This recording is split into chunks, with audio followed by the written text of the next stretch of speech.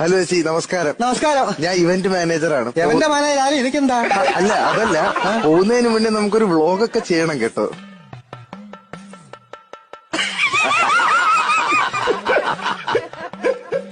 ഞാനേ ഇതൊരു കല്യാണം ഉണ്ടോ? ഞാൻ മറുപടി ഞാൻ തരുന്നില്ല ഇപ്പൊ ഞാന് കേട്ടോ.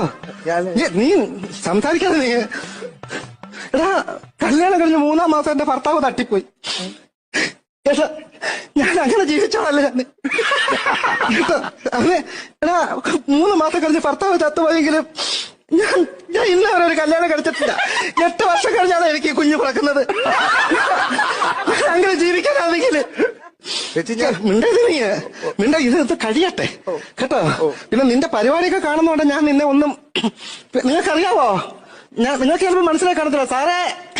ഇവിടെ തൊപ്പി ചേരാത്ത കേരളത്തിൽ 2 പേരേ ഉള്ളൂ. ഒന്ന് ശിക്കാരി ശംഭു